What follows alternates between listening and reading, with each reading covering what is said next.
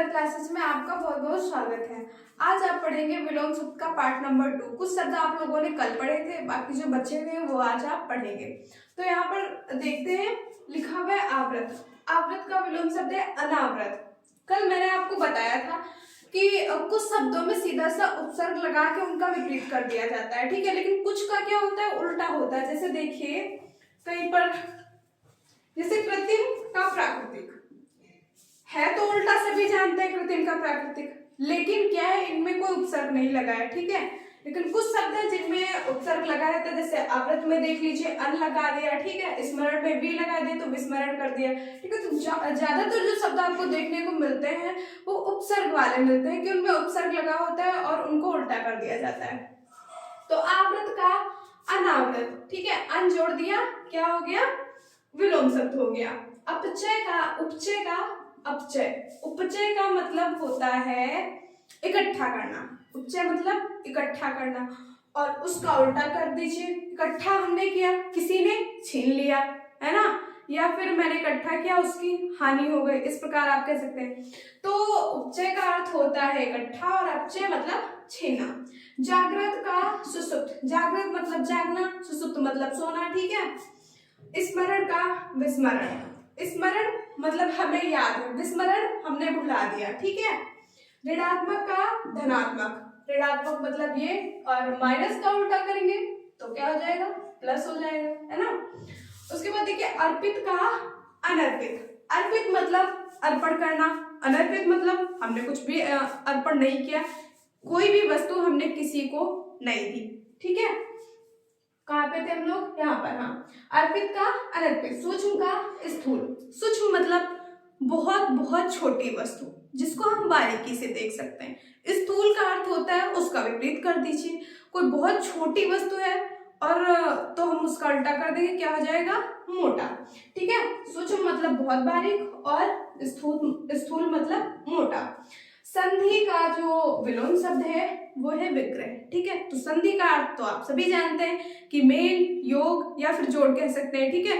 विग्रह का मतलब कि हम उसके जो शब्द हैं उनको हम अलग अलग करते हैं, ठीक है। तो क्या हो जाएगा, संधि का विलोम शब्द विग्रह। संयोग का वियोग। संयोग का वियोग। संयोग मतलब मिलना, वियोग मतलब बिछड़ना। भूगोल का खगोल। भूगोल मतलब, भूगोल तो आप सभी पढ़ते हैं, जानते भी हैं भूगोल का अर्थ, ज्योग्राफी पढ़ते हैं ना। तो भूगोल का अर्थ ये होता है कि हमें पृथ्वी के बारे में जानकारी है ना, मेरी पृथ्वी जो है ये, इस पे कहाँ कहाँ क्या है, कौन सी चीजें हैं, कौन सी मानव ने बनाई है, कौन सी प्रकृति ने हमें दे रखी है ना। बहुत सारी चीजें हैं जिनका अध्ययन हम भूगोल के अंतर्गत करते हैं। और खगोल का मतलब हो जाता है आकाश के बारे में जानकारी प्राप्त करना, आकाश के बारे में पढ़ना, ठीक है।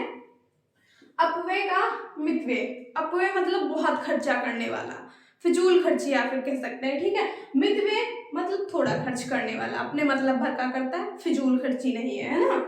परमार्थ का स्वार्थ। परमार्थ मतलब बिना स्वार्थ के जीना, स्वार्थ मतलब स्वार्थ है ना। अभिशाप का आशीष। इस सुमति का कुमति। सुमति यहाँ पर लिख लीजिए, सुमति का कुमति। देखिए यहाँ पर सु था, सु का मतलब तो आप सभी जानते हैं अच्छा, कु मतलब बुरा, ठीक है। तो यहाँ पर पहले ही शब्द देख लीजिए, पहला वर्ड।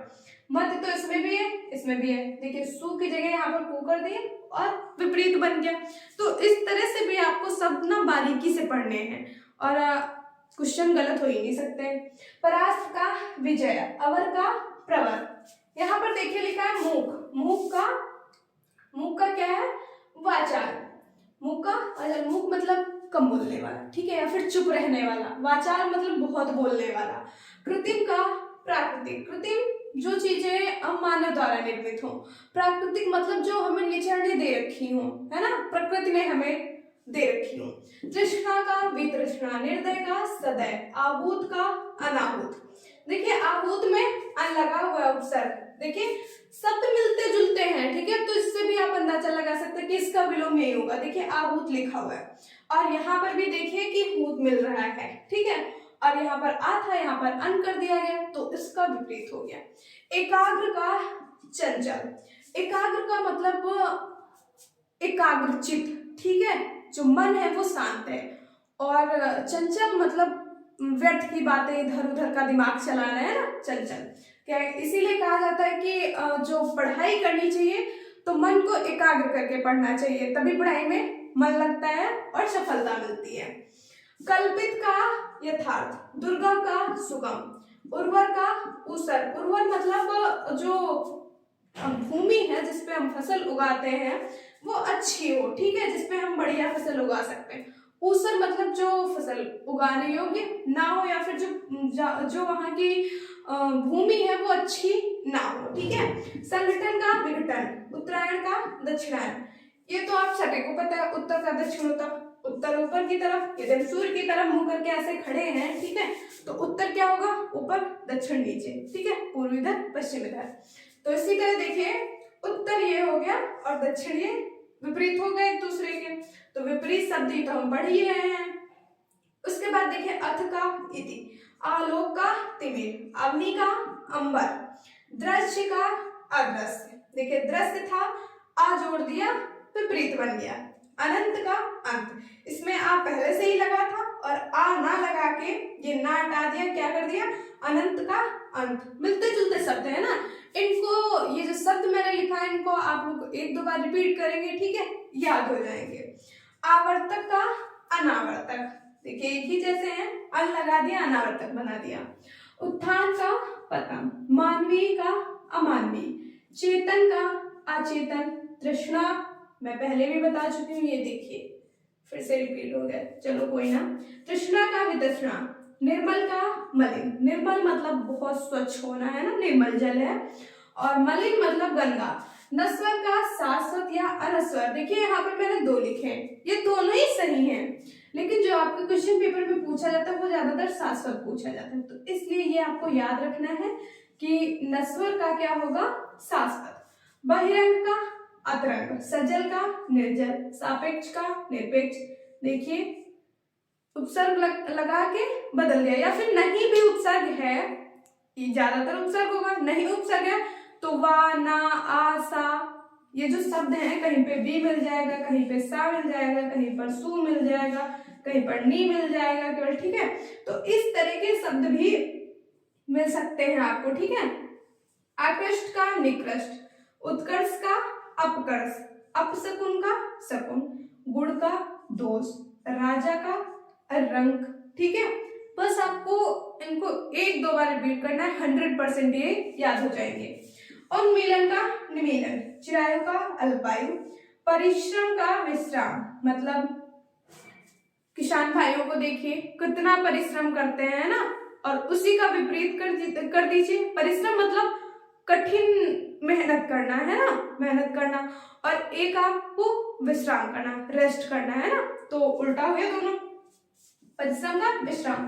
धनी का निर्धन, सहचर्य का अलगाव, वादी का प्रतिवादी, देखिए उपसर्ग लगा दिया, विपरीत बन गया। आयात का निर्यात, अचल का चल, आ हटा दिया, चल लिख दिया, केवल विलोम बन गया। स्पृश्य का स्पृश्य, देखिए आ लगा दिया, आहूत का अनाहूत, अन लगा दिया। सहयोगी का विलोम शब्द प्रतियोगी। दीर्घायु का अल्पायु, ठीक है, दीर्घायु मतलब लंबी उम्र वाला, अल्पायु मतलब कम उम्र वाला।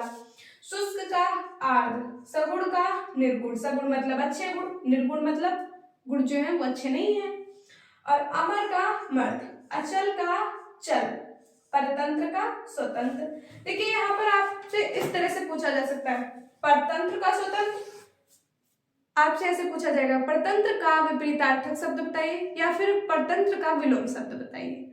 और परतंत्र नहीं तो ये वाला पूछेगा कि स्वतंत्र का विलोम शब्द बताइए या स्वतंत्र का विपरीतार्थक शब्द बताइए, तो आपको याद होना चाहिए, तभी तो आप बताएंगे, ठीक है। महान का तुच्छ, और आस्तिक का नास्तिक, दानव का मानव, धवल का श्याम।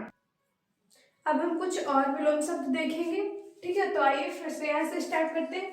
देखिए उधार, उधार का क्या हो जाएगा, नकद, मतलब मैंने बोला कि भाई कोई सामान मुझे दे दो और मैं पैसे आपको कल दे दूंगी, और फिर मैंने कोई सामान लिया तो उनको तुरंत पैसे दे दिए, तो मतलब एक तो मैंने उधार लिया, दूसरा नकद। तो उधार का जो उल्टा है वो नकद है, ठीक है। उपमा का अनुपमा, ठीक है। कुख्यात का विख्यात, कु मतलब बुरा होता है, ठीक है। वि मतलब अच्छा, कुख्यात मतलब विख्यात तो हो, ठीक है, लेकिन बुरे काम के लिए। और विख्यात जो है वो अच्छा। कठोर का कोमल, क्रोध का क्षमा, जीवन का मरण, दुर्गंध का सुगंध। दू अभी यहाँ पर जैसे कु था तो कु भी मतलब बुरा है, लेकिन दू जो है वो भी बुरा ही है। दू का मतलब यहाँ पर है बेकार, जो बेकार गंध जो होती है, ठीक है। और सु मतलब अच्छी गंध, ठीक है। तो एक तो सुगंध, दूसरा दुर्गंध, ये दोनों एक दूसरे के विपरीत हैं।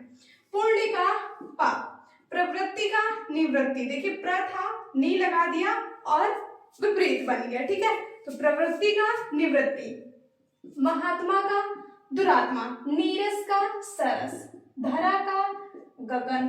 अभी मैंने आपको कुछ देर पहले बताया था खगोल और भूगोल, ठीक है। तो भूगोल मतलब जो पृथ्वी के बारे में पढ़ते हैं, खगोल मतलब जो हम आकाश के बारे में पढ़ते हैं। तो यहाँ पर भी वही समझ लीजिए, धरा मतलब भू, ठीक है, और गगन आकाश। कटु मधु, ज्वार का भाटा, निराकार का साकार, निराकार का विलोम शब्द साकार, या फिर साकार का विलोम शब्द तो निराकार, ठीक है। तीव्र का मंद, तीव्र का विलोम शब्द मंद। जे का अजेय, जे का अजेय। विपन्न का संपन्न, विपन्न का विलोम शब्द संपन्न। यहाँ पर आ जाइए विशालकाय, विशालकाय मतलब बहुत बड़ा है ना। और तो आप काय ना देखिए, इतना ही देखिए तब भी आपका काम हो जाएगा। विशाल मतलब बहुत बड़ा। और यहाँ पर देखिए क्या लिखा है, लघु, लघु मतलब बहुत छोटा, सूक्ष्म, ठीक है। या फिर आप विशाल की जगह विशाल को विराट भी बोलते हैं, ठीक है। और यहाँ पर दीर्घ और ह्रस्व भी हो सकता है, कि दीर्घ का विलोम शब्द तो ह्रस्व, ह्रस्व का विलोम शब्द तो दीर्घ, ठीक है। दीर्घ मतलब बड़ा, ह्रस्व मतलब छोटा। शोषण का पोषण, साक्षर का निरक्षर, स्वकीया, स्वकीय का परकीया, ठीक है। संगठन का विघटन, मिलते जुलते शब्द हैं, बस थोड़ा सा अंतर है, वो आप लोगों को पढ़ना है। सात्विक का तामसिक, सुकृति का कुकृति, देखिए सु मतलब अच्छा यहाँ पर है, कु मतलब बुरा है, ठीक है। विश्लेषण का संश्लेषण, औचित्य का अनौचित्य, इष्ट का अनिष्ट, देखिए सब मिलते जुलते शब्द हैं, ठीक है। तो बस थोड़ा सा अंतर है, वो आप लोगों को देखना है, बाकी तो आपको याद ही हो जाएगा। इष्ट का अनिष्ट, देखिए इष्ट लिखा था, अनिष्ट कर दिया है, तो अनिष्ट, इसमें भी इष्ट ही निकल रहा है, लेकिन आगे क्या लगा दिया, अन, ठीक है। यहाँ पर देखिए उच्च का निम्न, कायर का निडर, दुर्गंध का सुगंध, दुर्गंध मैंने पीछे भी लिखा था, हाँ चलो कोई बात नहीं। दुर्गंध का सुगंध, कलंक का निष्कलंक, गहरा का छिछला या फिर उथला, ठीक है। औदार्य का अनौदार्य, मुख्य का गौड़, ये सब एक दूसरे के विपरीत शब्द हैं, ठीक है। या फिर आप इधर वाले शब्द देके इनको पूछ सकता है, या फिर इनको देकर इधर वाले पूछ सकता है, तो आपको दोनों याद रखने हैं। अनुज का अग्रज, ओजस्वी का निर्जस्वी, क्रिया का प्रतिक्रिया, ठीक है, क्रिया का प्रतिक्रिया। मिथ्या का सत्य, मिथ्या को हम क्या कहते हैं, झूठ, तो झूठ का भी सच हो सकता है, और मिथ्या का सत्य। तो यहाँ पर दोनों तरह से क्वेश्चन पूछा जा सकता है। निर्वाद का अबाध, और निर्भीक का भयभीत। आविर्भाव, आविर्भाव का तिरोभाव, देखिए मिलते जुलते हैं। उत्पत्तिका, उत्पत्तिका का क्या है, अधिपत्य का, ठीक है। सुधा का हलाहल, अब इसमें ये जो शब्द है विलोम शब्द, इनका थोड़ा सा कनेक्शन जो है वो पर्यायवाची शब्दों से भी है, ठीक है। अब देखिए यहाँ पर सुधा का मतलब अमृत होता है, तो उसने डायरेक्ट सुधा ना देकर उसका पर्यायवाची यहाँ पर लिखा है। अमृत का पर्यायवाची सुधा होता है, तो अमृत ना लिख करके सुधा लिखा है, ठीक है। और अमृत का उल्टा क्या होगा, विष होगा, तो विष ना लिख करके यहाँ पर विष का पर्यायवाची लिखा है कौन सा, हलाहल, ठीक है। तो पर्यायवाची शब्द भी आपको याद कर लेने हैं, यहाँ पर बहुत काम आएंगे। देखिए सुधा का पर्यायवाची हलाहल, हलाहल किसका पर्यायवाची है, तो हलाहल है विष का, ठीक है। और ये सुधा किसे कहते हैं, अमृत को, तो ये दोनों विपरीत हो गए, सुधा और हलाहल। अतिथि का आते थे, ठीक है। अरुचि का सुरुचि, देखिए यहाँ पर आ था, यहाँ पर सु कर दिया। अंतर्मुखी का बहिर्मुखी, ऐक्य का अनैक्य, अदत्त का प्रदत्त, उपसर्ग का प्रत्यय। उपसर्ग शब्द के आगे लगता है और जो प्रत्यय होता है वो पीछे लगता है, ठीक है। तो यही आगे पीछे भी आपके विलोम शब्द हो गए, देखिए आगे का पीछे या फिर पीछे का आगे, वही बात इसमें भी है।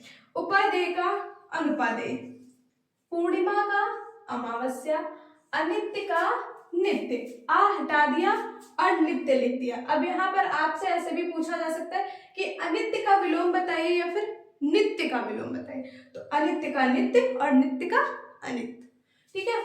अनेकता का एकता, आकाश का पाताल, ग्राम्य का श्रेष्ठ, नरक का स्वर्ग, बलवान का बलहीन, बलवान जिसके पास बहुत बल हो, बलहीन मतलब बल से हीन है, उसके पास बल नहीं है। तृप्त का अतृप्त, चिर का अचिर, देखिए चिर था, आ लगा दिया, विलोम शब्द बन गया। बैर का प्रीति, बैर मतलब दुश्मनी है ना, और जो प्रीति है वो व्यवहार, अच्छा व्यवहार, ठीक है। राग का विराग, मोक्ष का बंधन, मनुज का धनुष, देखिए माथा यहाँ पर दा कर दिया। व्यय का आय, व्यय मतलब खर्च करना, आय मतलब कमाना, कोई सैलरी आ रही है ना। मुख का प्रतिमुख, मुख था, मुख में प्रति जोड़ दिया, इसका विलोम शब्द क्या बन गया, प्रतिमुख, ठीक है। तो मैं एक बार फिर से आपको बता देती हूँ कि क्वेश्चन कैसे पूछा जा सकता है कि विशाल काय का विलोम शब्द बताइए, ठीक है। एक जगह से आपके दो क्वेश्चन तो बनते हैं, देखिए अभी बताया मैंने आपको, विशाल मतलब बड़ा, बड़ा मतलब दीर्घ, ठीक है। लघु मतलब छोटा, छोटा मतलब ह्रस्व, तो दीर्घ का भी पूछ सकता है कि दीर्घ का विलोम शब्द, तो दीर्घ का लघु, लघु का दीर्घ, या फिर दीर्घ का ह्रस्व, ह्रस्व का दीर्घ, ठीक है। विशाल का लघु, ऐसे विशाल काय का लघुकार पूछ सकता है। शोषण का विलोम शब्द बताइए, तो शोषण का पोषण, ठीक है। निरक्षर का विलोम शब्द बताइए, तो क्या हो जाएगा, साक्षर। साक्षर का विलोम शब्द बताइए, तो निरक्षर। इस तरह से क्वेश्चन पूछे जाएंगे। तो जो विलोम शब्द की क्लास थी वो आज कंप्लीट हो गई है। मिलते हैं अगले वीडियो में, धन्यवाद।